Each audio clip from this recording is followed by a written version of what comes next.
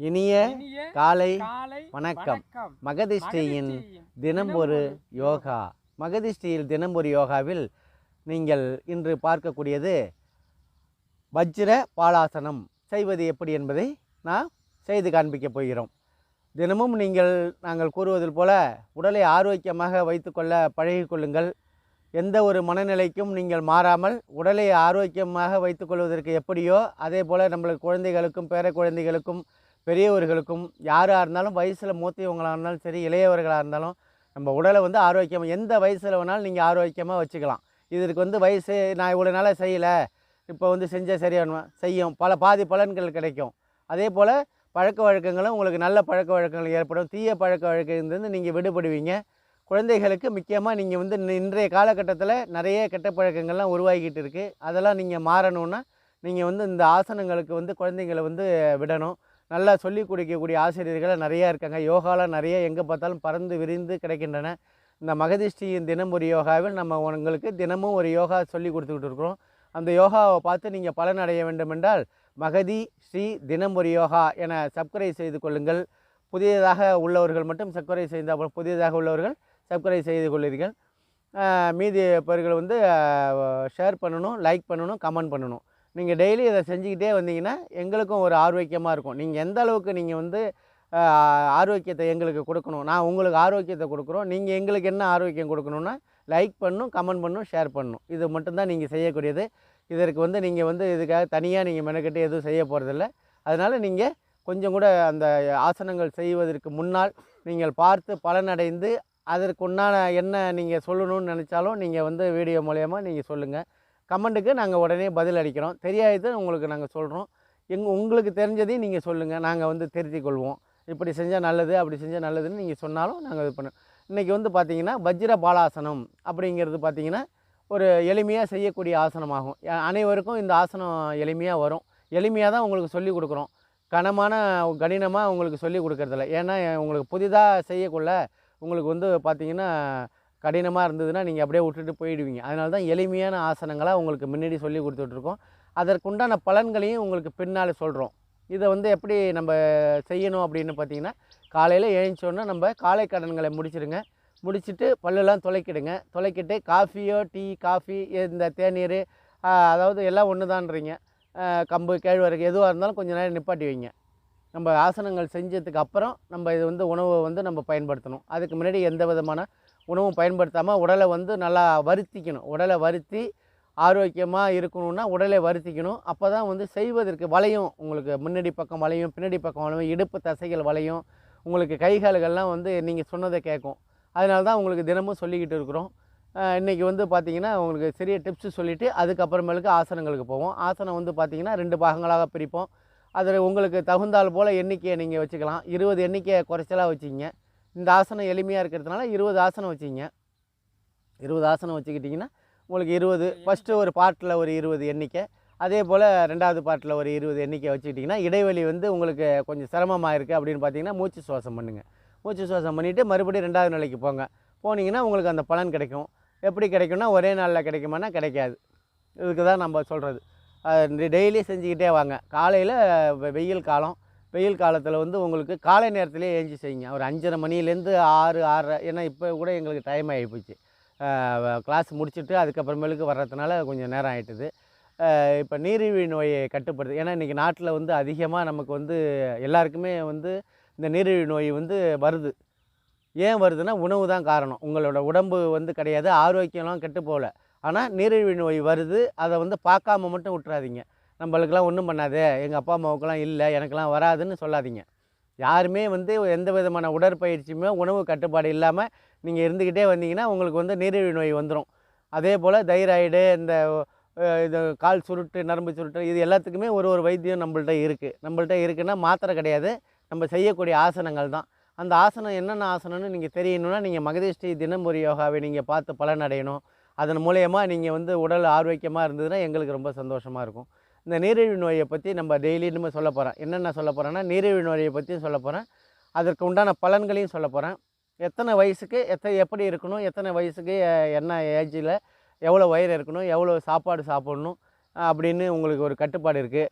வராதவங்களுக்கு தனியாக இருக்கும், வந்தவங்களுக்குன்னு தனியாக இருக்கும். இதை நீங்கள் வந்து கடைப்பிடிக்கணும். இதை வந்து கடைப்பிடிக்கணும்னு நீங்கள் பார்க்கணும். வீடியோ பார்த்தா தான் உங்களுக்கு கடைப்பிடிக்கலாம். இப்போ வந்து இன்றைக்கி பார்ப்போம் என்னென்ன அப்படின்னு பார்த்தீங்கன்னா, கடுமையான கட்டுப்பாடாக இருந்தீங்கன்னா உங்களுக்கு வந்து அதாவது எப்படின்னு கேளுங்க, கடுமையான கட்டுப்பாடாக இருக்கணும். இந்த நீரிழிவு நோயை நம்ம வந்து தடுக்கணுன்னா கடுமையான கட்டுப்பாடாக இருக்கணும். முதல்ல வந்து மனசு அவ்வளோதான். குறிப்பிட்ட உணவு காய்கறிகளை உண்ணணும். எல்லா காய்கறியும் உண்ணக்கூடாது, எல்லா விதமான உணவும் உண்ணக்கூடாது. இதுதான் நம்ம சொல்கிறது. குறிப்பிட்ட உணவு என்ன உணவு அப்படிங்கிறத நம்ம நாளடைவில் டெய்லி நீங்கள் பார்த்துக்கிட்டே வந்தீங்கன்னா நாங்கள் சொல்லுவோம். காய்கறிக்கு என்ன சாப்பிட்ணும் அப்படிங்கிறதையும் நாங்கள் சொல்லுவோம். இந்த இதுதான் இந்த மது, புகை இதெல்லாம் வந்து அறவே தவிர்த்துடணும். ஃபஸ்ட்டு உங்களுக்கு வந்து சொல்யூஷன் வந்து பார்த்தீங்கன்னா, இதை நீங்கள் மது சாப்பிட்டுட்டு புகை பிடிச்சிட்டு நீங்கள் இதை செஞ்சீங்கனாலும் உங்களுக்கு வந்து அறவே வந்து தவிர்த்துடணும். நம்ம வந்து அதை நம்ம சொல்ல வரல, அறவே தவிர்த்துடுங்க. இது வரைக்கும் நீங்கள் அந்த பொசிஷனில் இருந்தால் கூட நீங்கள் யோகா செய்ய ஆரம்பிச்சிட்டிங்கன்னா இதை தவிர்த்துடுங்க. தவிர்த்துட்டிங்கன்னா உங்களுக்கு வந்து அந்த சுகரை வந்து எந்த அளவுக்கு நீங்கள் வந்து இந்த மாதம் டெஸ்ட் எடுத்துங்க. இப்போ நீங்கள் வந்து இப்போ இந்த தேதியில் நாளையிலேருந்து எடுக்கிறீங்கன்னு வச்சிங்களேன், போய் 40 ரூபா 50 ரூபா தான் இருக்கும். போய் ஃபஸ்ட்டு டெஸ்ட் எடுத்து வந்து வச்சிங்க, நம்மளோட யோகாவை செய்யுங்க. நம்ம குறிப்பிட்ட சாப்பாடை நீங்கள் சாப்பிடுங்க. சாப்பிட்டுட்டு 2 மாதம்தான். இந்த 2 மாதத்தில் உங்களோட அளவை மட்டும் பாருங்கள். டாக்டரு ஆச்சரியப்படுவாங்க. அந்த அளவுக்கு உங்களுக்கு இருக்கும். உடலும் வந்து மெலிமையாயிடும். நடைப்பயணமும் நீங்கள் செய்யலாம், யோகாவும் செய்யலாம். இதெல்லாம் நம்ம சொல்லிக்கிட்டே இருப்போம். தொடர்ந்து நீங்கள் கவனிங்க. இதுக்கப்புறம் வந்து முக்கியமாக நமக்கு ப்ளட் ப்ரெஷருக்கும் சுகருக்கும் தான் நம்ம சொல்கிறோம். இந்த 2க்குமே நம்ம சொல்லிட்டோம்னா உடலில் வந்து பாதி வியாதிகள் தீர்ந்த மாரி தான். அதனால தான் நான் உங்களுக்கு சொல்லிடுறேன். இந்த மாமிசத்தை வந்து உண்றதை அறவே தவிர்த்துட்டா நல்லது. முடியாதவங்க கொஞ்சமாக சாப்பிட்டுங்க. அதோட அளவு எவ்வளோங்கிறதையும் நம்ம சொல்லுவோம். சரிங்களா? இப்போ மீன் சாப்பிட்றீங்கன்னா குழம்புல உள்ள மீன்களை மட்டும் சாப்பிடுங்க. வறுத்த மீனில் சாப்பிட்டிங்கன்னா அதில் உள்ள மசாலாக்களும் அதில் உள்ள எண்ணெய் பொருட்களும் உங்களுக்கு வந்து அது தீயவைகளாக மாறிவிடும். அது வந்து இப்போ கொழுப்பு சத்துக்கள் ஏறும். அதனால் ப்ளட் ப்ரெஷர் உருவாகிறதுக்கு வாய்ப்பு இருக்கும். அதனால் வறுத்த மீன் சாப்பிட்றதுக்கு கூடுமான வரைக்கும் தவிர்த்துடுங்க. நம்ம என்ன மீன் சாப்பிடணும், குழம்புல உள்ளது மட்டும் சாப்பிடுங்க. காரமும் புளிப்புத்தன்மையும் குறைச்சிட்டு கொஞ்சம் கம்மியாக வச்சுக்க சொல்லுங்கள். வெயில் காலம் உங்களுக்கு வந்து வயிற்றுப்போக்கு, அதாவது வயிறு வலித்து வயிற்றுப்போக்கு போகும். வயிற்றுப்போக்கு போகிறது நல்லது தான். அதே சமயத்தில் அதிகமாக போணுச்சுனாலும் உங்களுக்கு சிரமம்தான். அதனால் நீங்கள் வந்து மாமிசத்தை உண்டுடுங்க. பூமிக்கு கீழே முக்கியமாக ஒன்று இந்த சுகர் உள்ளவங்க பூமிக்கு கீழே என்னென்ன கிழங்கு வகைகள் இருக்கோ அறவே நீங்கள் தவிர்த்துடணும். உங்களுக்கு இப்போ வாய்க்கு ருசியாகவும் இருக்கும். ஆனால் அதை வந்து நீங்கள் உருளைக்கிழங்கு சாப்பிடக்கூடாது, சவாரிக்கட்டை, மரளிக்கிழங்குன்னு சொல்லுவோம், அதை சாப்பிடக்கூடாது. பூமிக்கு கீழே என்னென்ன கிழங்கு இருக்கோ அந்த கிழங்கு வகைகளை அறவே தவிர்த்துடுங்க. அது நமக்கு ஆகாது. அதனால் தினமும் 1 மணி நேரம் விரைவு நடைப்பயணம். ரொம்பவும் வேகமாகவும் போகக்கூடாது, ரொம்பவும் சுலபமாக போகக்கூடாது. ஒரு 20 நிமிஷத்துலேருந்து 30 நிமிஷம் போகிறத ஒரு டைம் வச்சிங்க. அதே மேலே திரும்பி அதில் வந்து 2 கிலோமீட்டரில் நீங்கள் போய் 2 கிலோமீட்டர் ரிட்டர்ன் ஆகிற மாரி அந்த நடையை பழகிக்கணும். டயத்தை வச்சிங்க. முதல் நாள் நடக்கிறதுக்கு உங்களுக்கு வந்து கொஞ்சம் கடினமாக இருக்கும். மறுபடியும் நீங்கள் நடக்க பார்த்தீங்கன்னா உங்களோட ஸ்பீடை வந்து அதிகமாகும். இறைக்கவும் கூடாது, ஓடவும் கூடாது, பொறுமையாகவும் நடக்கக்கூடாது. இதுக்கு இடையில் நீங்கள் நடக்கணும். அதே போல் இதுக்கு முக்கியமான டிப்ஸு, இந்த சுகர் வந்தவங்க அடிக்கடி உடலுறவு கொள்ளக்கூடாது. இதுதான் முக்கியமானது விஷயமாகும். இதை வந்து நீங்கள் தவிர்த்துட்டு இருந்தீங்கன்னா இந்த உடலை வந்து ஆரோக்கியமாக வச்சுக்கலாம். மறுபடியும் நீங்கள் வந்து உடல் ஆரோக்கியமானோன்னா நீங்கள் அதை பற்றி யோசிக்கலாம். இந்த இனிப்பு சுவையான பழங்களை மட்டும், அதாவது சுவையான பழங்கள்லாம் இருக்குது பார்த்தீங்களா, அதையும் கொஞ்சம் சாப்பிட்றத தவிர்த்துடுங்க. அதே போல் இனிப்பு, இப்போ கல்யாண வீட்டுக்கு போவீங்க, ஸ்வீட்லாம் வைப்பாங்க, அதை பார்த்தோன்னே உங்களுக்கு சாப்பிட்ணுன்னு தோணும். அந்த மனநிலைக்கு தான் நீங்கள் வரக்கூடாது. அதை நீங்கள் ஒதுக்கி வச்சுடுங்க. அப்படி இல்லைன்னா பக்கத்தில் உள்ளவங்க, சார் இதை சாப்பிட்டுங்க, நான் எடுக்க மாட்டேன் அப்படின்னு கை வைக்கிறதுக்கு முன்னாடி நீங்கள் சொல்லிவிடுங்க. வேஸ்ட்டு பண்ண வேண்டாம். அவங்க வைக்கக்கூடிய கடமை அவங்க வைக்கிறாங்க. அதே போல் பழங்களில் வந்து பார்த்திங்கன்னா இனிப்பான பழங்கள்லாம் நிறையா இருக்கும். அதெல்லாம் நீங்கள் வந்து தவிர்த்துடணும். இந்த காஃபி, டீ, பாயாசம், குளிர்பானம் இது எதுவுமே நீங்கள் தொடக்கூடாது. இப்போ இந்த 2 மாதத்துக்கு நான் உங்களுக்கு சொல்கிற டிப்ஸு, இது 2 மாதத்துக்கு நீங்கள் செய்கிறது. இதெல்லாம் செய்யாமல் இருந்தால் தான் உங்களுக்கு வந்து சுகரோட காஃபி, டீ, பாயாசம், குளிர்பானம். கோடைக்காலம் உங்களுக்கு ஏதாச்சும் சாப்பிட்ணும் போல் தோணும். அப்போ பஸ் ஸ்டாண்டில் போய் பஸ்ஸில் ஏறக்குள்ளே பார்த்தீங்கன்னா வெயில் அதிகமாக இருக்கும். போய் அந்த இதில் விற்பாங்க, இந்த செயற்கையாக செஞ்சு விற்பாங்க பார்த்தீங்களா, அது தொண்டையில் வந்து பார்த்திங்கன்னா இன்ஃபெக்ஷன் ஆகும். அது வந்து சுகரு, சாக்ரீம் இந்தமாரி ஐட்டங்கள்லாம் போட்டு தான் உங்களுக்கு வந்து அந்த 10 ரூபாய்க்கும் 15 ரூபாய்க்கும் கொடுப்பாங்க. அதை வந்து தவிர ஃப்ரெஷ் ஜூஸ் வாங்கி சாப்பிடுங்க, தப்பு இல்லை. சாத்துக்குடி ஜூஸ் இருக்குது, ஆப்பிள் ஜூஸ் இருக்குது. உங்களுக்கு காசுக்கு தகுந்த மாரி உங்களுக்கு ஜூஸ்லாம் இருக்குது. அதற்கு தகுந்தா போல் சாப்பிடுங்க. நீர்மோர் இதை சாப்பிடுங்க. உங்களுக்கு வந்து மோர், ரசாயன இந்த மோர் இருக்கும், மசாலா மோர்னு பேர், அதை வந்து வாங்கி சாப்பிடுங்க. இதேமாரி உணவு எந்த விதமான கலப்படமும் இல்லாமல் பொருளாக நிறையா விற்கும், அதை சாப்பிடுங்க. தர்பூசணி இதெல்லாம் நிறையா நீர்ச்சத்து உள்ளது, அதை வாங்கி சாப்பிடுங்க. குறிப்பிட்ட காலத்தில், அதாவது காலையில் ஒரு டைம் வச்சிங்க, 8 மணினா 8 மணி, 12 மணினா 12 மணி, மாலையில் 6 மணினா 6 மணி. வேலைக்கு போகிறவங்க அதுமாரி சாப்பிட முடியாதுங்கிறவங்க அவங்களும் ஒரு டயத்தை வச்சு 3 வேளை சாப்பிட்றீங்களா, 3 வேளையுமே நீங்கள் என்ன செய்யணுன்னா இந்த சாப்பாட்டுக்கு உள்ள டயத்தை சரியான முறையில் பயன்படுத்துங்க. நீங்கள் அதிகமாக சாப்பிடக்கூடாது, குறைச்சியும் சாப்பிடக்கூடாது, அளவாக சாப்பிடுங்க. எதுவாக இருந்தாலும் பிரித்து சாப்பிடுங்க. இப்போ 3 வேளையை 6 வேளையாக நீங்கள் பிரித்தாலும் சரி, அந்த சாப்பாடு தான் சாப்பிட்ணும். 6 வேளைன்னா நீங்கள் 6 வேளை தனித்தனியாக சாப்பிட்ணுன்னு நினைக்காதீங்க. 6 இட்லியை 3ஆக பிரிங்க, 2 2 இட்லி. சாப்பாடா 1 கப்பு சாதம் சாப்பிடுங்க, 2 கப்பு காய்கறி சாப்பிடுங்க. அதே போல் பழங்கள் சாப்பிடுங்க. இந்த பார்லி கஞ்சின்னு சொல்லுவோம் பார்த்தீங்களா, அதை நீங்கள் சாப்பிட்லாம். இதெல்லாம் வந்து ஒரு ஒரு நாளைக்கு நீங்கள் மனசில் வச்சுக்க முடியாது. அதனால தான் டெய்லி சொல்கிறேன். இதை மட்டும் நீங்கள் வந்து மனசில் வச்சிங்க. மன உளைச்சல், கவலை, பதட்டம் இந்த 3மே இருக்கக்கூடாது. சுகர் உள்ளவங்களுக்கு மன உளைச்சல் இருக்கக்கூடாது, ஸ்ட்ரெஸ்ஸு, கவலைப்படக்கூடாது. நீங்கள் எது கவலைப்பட்டாலும் எதுவும் வரப்போகிறதில்ல. காசு பணம் இல்லையா கவலைப்படக்கூடாது, வீடு கட்டலையா கவலைப்படக்கூடாது, வேலை இல்லையா கவலைப்படக்கூடாது. முயற்சி தான் பண்ணணும், கவலைப்படக்கூடாது. முயற்சி திருவினையாக்கும். முயற்சிங்கன்னா இப்போது நீங்கள் ஒரே எதிரியே 50,000 சம்பாதிக்கணும்னு நினைக்கக்கூடாது. 10,000 போயிட்டு அதுக்கப்புறம் முயற்சி பண்ணி அடுத்த ஸ்டெப்புக்கு போங்க. அதுமாதிரி உங்களோட நேரத்தை வந்து வீணாக்காதீங்க. என்ன வேலை கிடைச்சாலும் செய்யுங்க, எதை பற்றியும் கவலைப்படாதீங்க. உழைச்சி சாப்பிட்ணும், அவ்வளோதான். நீங்கள் அந்த மனநிலைக்கு வந்துடுங்க. உழைக்கக்குள்ள உங்களுக்கு உள்ள அந்த உடல் ஆரோக்கியமும் கிடைக்கும், திருப்தியும் கிடைக்கும், மனசு வந்து ஆரோக்கியமும் கிடைக்கும். பதட்டப்படாதீங்க, எந்த ஒரு விஷயத்துக்கும் பதட்டப்படாமல் அமைதியாக இருங்க. அப்போ தான் வந்து உங்களுக்கு வந்து அந்த அடுத்த இதுக்கு போகும். கோபப்படாதீங்க. கோபங்கிறது நம்மளை பெரிய ஆட்கொண்டுடும். சரிங்களா? இது எந்த இடத்துல கோவப்பட்டு அதை வந்து அதனால் நமக்கு நற்பலன்கள் ஏற்படாது. கோவப்பட்டிங்கன்னா கோவப்பட்ட விட சிதறிவிடும் எதுவாக இருந்தாலும். அதனால் அந்த இடம் கொடுக்காமல் நீங்கள் இருந்துடணும். இதெல்லாம் வந்து நீங்கள் இருந்துட்டிங்கன்னா சுகருங்கிறது உங்களுக்கு கிட்டக்க வராது. இந்த பயல்கிட்ட இருந்து பிரயோஜனம் இல்லை, நம்ம இவனை விட்டு போயிடும் அப்படிங்கிற மனநிலைக்கு நீங்கள் வந்துடுவீங்க. சுகருங்கிறது அனைத்து பேருக்கும் இருக்குது. அதை வந்து எந்த அளவுக்கு இருக்குங்கிறது தான் முக்கியம். குறைக்கவும் கூடாது, ரொம்ப 70க்கு கீழேயும் வரக்கூடாது. அதையும் நீங்கள் பார்த்துக்கணும். சுகர் இல்லாதவங்க உடற்பயிற்சி செஞ்சுட்டு சுகர் ரொம்ப குறைஞ்சிச்சின்னு வச்சிங்க, அதுவும் இருக்கக்கூடாது. நார்மலாக 40 வயசுக்கு மேலே உள்ளவங்களுக்கு தான் அது அதிகபட்சமாக சுகர் வரும். சின்ன பசங்களுக்கு வருது, அது ஏதாச்சும் 100ல் ஒருத்தவங்க வரும். அதனால் நீங்கள் இந்த ஆசனங்கள் செய்கிறது எப்படிங்கிறத நம்ம பார்ப்போம். இந்த உணவு கட்டுப்பாடு, நீரிழிவு நோயை பற்றி நம்ம டெய்லி சொல்ல போகிறோம். டெய்லி நீங்கள் வீடியோவை பாருங்கள். இப்போ வஜ்ர பாலாசனம்னு பேர் இதுக்கு. இது வந்து செய்கிறது எல்லாருமே செய்யலாம். சிறியவர்கள், பெரியவர்கள், முதியவர்கள் இதெல்லாம் கணக்கு கிடையாது. பெண்கள் வந்து இந்த ஆசனம் செஞ்சிங்கன்னா வயிற்று அளவு வந்து உங்களுக்கு குறைய ஆரம்பிச்சிடும். அதனால தான் உங்களுக்கு சொல்கிறது, மெயினாக சொல்கிறது. இப்போ எளிய பயிற்சி நம்ம பண்ணிக்குவோம். வஜ்ர பாலாசனங்கிறதுனால வஜ்ராசனத்துலேயே நம்ம வந்து பயிற்சி பண்ணுவோம். நல்லா உட்காந்துங்க, கையை இப்படி வச்சிங்க, வலது கையை மேலே வச்சிங்க, இடது கையை கீழே வச்சிங்க. இதுமாதிரி உட்காந்து எழுந்திரிங்க.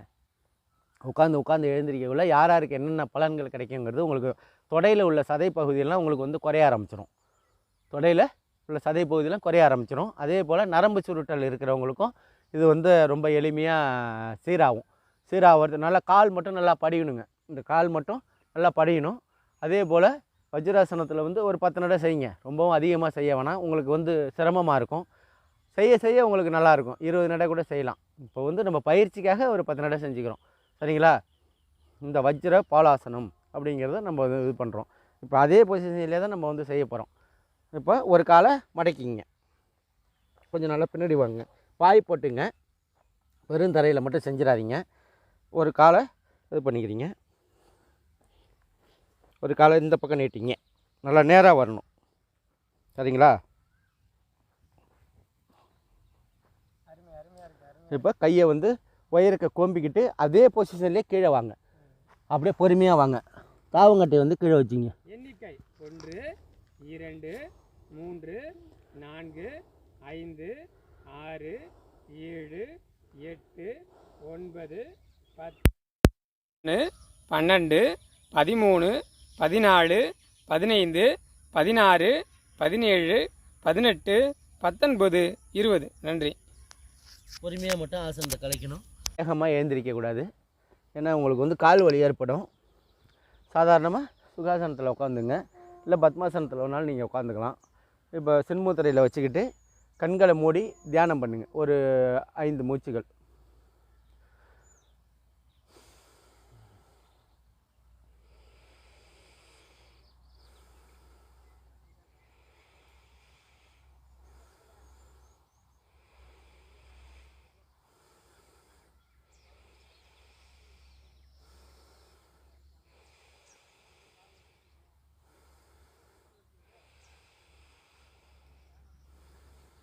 இப்போ 5 மூச்சை செஞ்சோம்.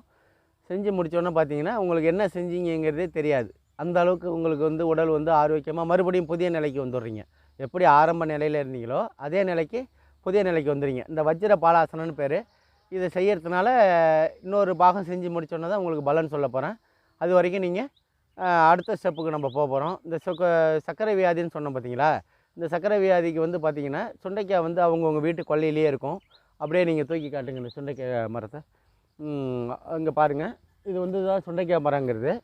இந்த மரத்தில் உள்ள காய்கள் வந்து நீங்கள் வந்து சாப்பிட்டிங்கன்னா உங்களுக்கு வந்து அந்த சர்க்கரையோட அளவு குறையும், வாசனையாகவும் இருக்கும். சாம்பார் வந்து பார்த்திங்கன்னா வாசனையாக இருக்கும். அதே போல் அடுத்தபடியாக இந்த முருங்கைக்கீரையும் காட்டுங்க. அதே பாருங்கள், இந்த முருங்கைக்கீரையை நீங்கள் வந்து சாப்பிட பார்த்திங்கன்னா அதில் உள்ள சத்துக்கள்லாம் நமக்கு ரொம்ப அதிகப்படியான சத்துக்கள் இருக்கும். இது வந்து ரொம்ப அமிர்தம் மாரி இது. அது ரொம்ப கிடைக்கக்கூடிய பொருள், விலையும் ரொம்ப கம்மியாக இருக்கும். வீட்டு தோட்டத்துலேயும் இருக்கும். அந்த மொசுக்கு அந்த இதுன்னு சொல்லுவோம், அது மட்டும் இல்லாமல் பார்த்துங்க. அந்த சீசனில் இந்த சீசனில் தான் வரும் அது. அப்படி வந்ததுன்னா உங்களுக்கு வந்து அதே போல் இந்த அகத்திக்கீரை இருக்குது பாருங்கள். இந்த அகத்திக்கீரையை உங்களுக்கு வந்து குடலில் உள்ள புழுக்கள், அதாவது புண்கள்லாம் வந்து ஆற்றக்கூடியது. புழுக்கள் இருந்ததுனாலும் அது சாவடிச்சிடும். இப்படி நம்ம இயற்கையாக இந்த தோட்டத்தை நம்ம வளர்த்து வச்சுருக்கோம். என்னென்ன இருக்குதுன்னு நீங்கள் பார்த்தீங்கன்னா இது எல்லாமே உங்களுக்கு வந்து சர்க்கரையை கட்டுப்படுத்தக்கூடியது, உடல் ஆரோக்கிய சூட்டுகளை தணிக்கக்கூடியது, வயிற்றில் உள்ள புண்களை வந்து குறைக்கக்கூடியது. இப்படி தான் வந்து உங்களுக்கு சொல்லிக் கொடுக்குறோம். இதை வந்து நீங்கள் பார்த்து நீங்கள் பலனடையணுங்கிறதுக்காக தான் நம்ம சொல்கிறோம். புரியுதுங்களா?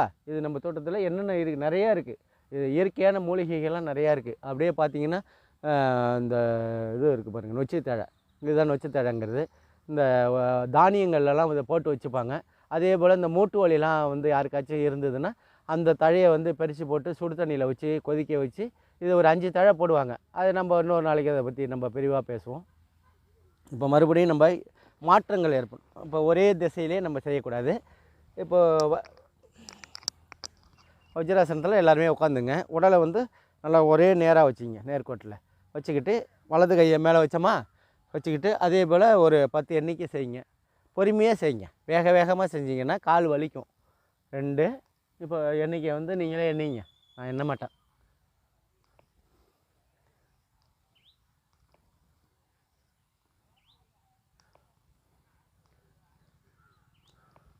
இப்போ செஞ்சிட்டோம். இப்போ 8 தான் செஞ்சுருக்கேன். மாஸ்டர் போருங்கிறாரு. இன்னும் 2 செய்யுங்க. செஞ்சால் தான் உங்களுக்கு வந்து உடல் வந்து நல்லா ஒரு திசையாக இருக்கும். அதே போல் இப்போ வந்து மணத்த தக்காளி இதை பாருங்கள். இது வந்து மணத்த தக்காளி. இதுவும் வந்து பார்த்திங்கன்னா உங்களுக்கு வந்து மார்க்கெட்டில் கிடைக்கும். வீட்டு தோட்டத்துலேயும் எல்லாருமே நீங்கள் வச்சுருப்பீங்க. அதையும் நீங்கள் வாரத்தில் கீரை வகைகளை சேர்ந்தது.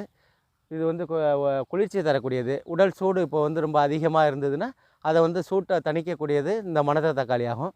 அதில் உள்ள பழங்கள்லாம் இருக்கும். அதுவும் உங்களுக்கு வந்து திங்கிறதுக்கு ரொம்ப அருமையாக இருக்கும். ஒரு காலம் மட்டும் வஜ்ராசனத்தில் அந்த இதை வச்சிங்க. அது அடுத்த காலை இதே வாட்டத்தில் நேர் பண்ணி வச்சிங்க. காலை இப்படி வச்சுக்கிட்டிங்களா? இப்போ கைகளை வந்து உயர்த்திங்க. அதே பொசிஷன்லேயே கீழே வாங்க. எண்ணிக்கை 1 2 3 4 5 6 7 8 9 10 11 12 14 15 16 17 18 19 20. நன்றி. பொறுமையாக வச்சிங்க. இப்போ மீண்டும் நம்ம சுகாசனத்தில் உட்காந்துக்கிட்டு மூச்சு சுவாசம் பண்ணுங்கள்.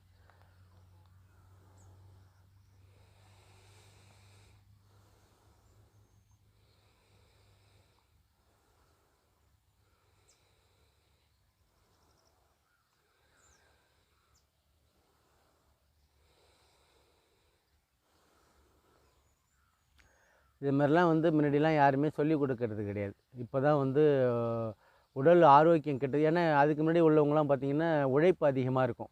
அதனால அவங்களுக்கு இதற்கான நேரமும் இருக்காது. ஆனால் வந்து சித்தர்கள், முனிவர்கள், எல்லாருமே வந்து அவங்களுக்கு வந்து ஆசனங்கள் செய்யாதவங்களே கிடையாது. எந்த ஒரு ஆசனமும் அவங்க அவங்களோட விருப்பமாக ஒரு ஆசனம் செய்வாங்க. அதே போல் ஒரு ஆசனத்துக்கும் ஒரு பெயர் இருக்குது. அவங்க செய்யவாங்க. அவங்க வந்து உணவு கட்டுப்பாடு கிடையாது. அவங்க வந்து எப்படின்னா சாப்பிடவே மாட்டாங்க. அவங்களுக்கு வந்து ஞாபகம் 1 வருஷம் கூட ஆகலாம். அந்த அளவுக்கு காற்றை சுவாசித்து காற்றில் வந்து கிரகித்து அதேமாரி உடலை வந்து ஆரோக்கியம். தண்ணி தேவையில்லை, உணவு தேவையில்லை. அதுக்கு வந்து நம்ம அந்தமாரி நம்ம இருக்கணும்னு நம்ம சொல்லலை. நம்ம வந்து இந்த யோகாவை பயன்படுத்திக்கணும். நம்ம உடல்லையே வந்து இருக்குது. நம்ம முன்னோர்களோட முன்னோர்கள் வந்து செய்து வச்சதை நம்ம செய்யறதுக்கு தான் நம்ம வந்து சிரமப்படுறோம். அது கூட தெரியாமலே நம்ம நிறைய பேர் அப்படியே போயிடுறாங்க. அதுதான் தப்பு. இந்த வஜ்ர பாலாசனம் செய்கிறதுனால முக்கியமாக சர்க்கரை நோய் உள்ளவங்களுக்கு இது மிகப்பெரிய ஆசனமாகும் ஃபஸ்ட்டு.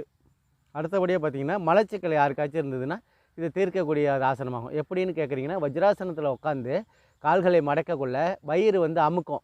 வயிறு அமுக்கக்குள்ள உங்களுக்கு வந்து மலச்சிக்கல், அதாவது அந்த மலச்சிக்கல் ஏற்படாமல் தடுக்கக்கூடியதாகும். மலச்சிக்கல் வராது.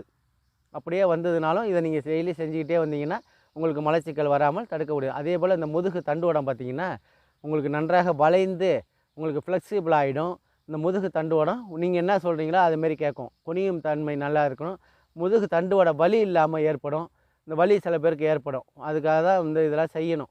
வலி ஏற்படாமல் தடுக்கக்கூடியதாகும். அதே போல் இந்த குதிகால் வலின்னு சொல்லுவோம் பார்த்தீங்களா, அதே போல் கால்களை மடக்கக்குள்ள உங்களுக்கு அந்த குதிகால் வலி இல்லாமல் தடுக்கக்கூடியதாகவும் இந்த ஆசனமாகும். அதே போல் வயிறு அதிகமாக இருக்கும், தொந்தி விழும். இது வந்து பணத்தொந்திம்பாங்க. சில பேர் சாப்பிட்றது அதிகமாக இருக்கும், சில பேர் உழைப்பு இல்லாமல் இருக்கும். இதுமாரி இருக்கிறவங்களுக்கு பார்த்திங்கன்னா தொந்திகள் வந்து பெருத்துடும். அந்த தொந்தி பெருத்துச்சுன்னா குரட்டை விடுவாங்க. குரட்டை வந்து பார்த்திங்கன்னா ட்ருங்கும்.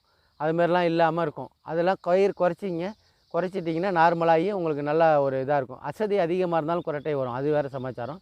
தொந்தி இருக்கிறவங்க பார்த்திங்கன்னா கொடுமணி வரைக்கும் அவங்களுக்கு மூச்சு வந்து சுவாசம் வந்து நல்லா ஃப்ரீயாக விட முடியாது. அதனால தான் அந்த சத்தம்லாம் வர்றது. அதே போல் தோள்பட்டை அந்த பார்த்திங்கன்னா பலமடையும். தோள்பட்டை நல்லா பலமடையும். கைகால் வந்து நன்றாக வலுப்பெறும். இந்த வஜ்ர பாலாசனம் செய்வதனால் என்னென்ன சொல்கிறேன்னு மீண்டும் ஒரு முறை சொல்லி நம்மளுடைய உரையை முடித்துக்கொள்வோம். சர்க்கரை நோய்க்கு இது மிகச்சிறந்த ஆசனமாகும். அதே போல் மலச்சிக்கல் ஏற்படுறவங்களுக்கு இதை வந்து செஞ்சுக்கிட்டே வந்தீங்கன்னா மலச்சிக்கல் வராது. நீங்கள் மலச்சிக்கல் வராமல் இருக்கிறதுக்கு என்ன காரணம்னு பார்த்தீங்கன்னா உணவு தான். உணவு வந்து நீங்கள் என்ன உணவு சாப்பிட்ணுங்கிறது தான். இந்த ஃப்ரைட் ரைஸு, இது சிக்கன் ரைஸு, இதை மாதிரிலாம் நீங்கள் சாப்பிட பரோட்டா இதெல்லாம் சாப்பிட்டிங்கன்னா உங்களுக்கு எப்படி செரிமானம் ஆகும்? ஒரு குறிப்பிட்ட நேரத்தில் வந்து அந்த மிஷின் வேலையை செய்யாது. உணவு வந்து உங்களுக்கு வந்து ஆரோக்கியம் கிடையாது. இதெல்லாம் தானியங்கள் தான் சாப்பிட்ணும். தானியம் சாப்பிட்டிங்கன்னா உங்களுக்கு வந்து ஆரோக்கியமாக இருக்கும். நீங்கள் சாப்பிட்ற சாப்பாடு மிகவும் இதாக இருக்கும். குதிகால் வலி இல்லாமல் உங்களுக்கு இருக்கும். முதுகு தண்டுவடம் வந்து நல்லா பலப்படும். வயிறுகள் வந்து சதை குறைஞ்சி நார்மலாக இருப்பீங்க. அதே போல் தோள்பட்டை வந்து வலி இல்லாமல் இருக்கிறதுக்கு இது வந்து இருக்கும். கைகால் வந்து நன்றாக வலுப்பெறும். அதனால் வஜ்ர பாலாசனம் செய்து உடலை ஆரோக்கியமாக வைத்து கொள்ளுங்கள். நாளை மீண்டும் சந்திப்போம். நன்றி, வணக்கம்.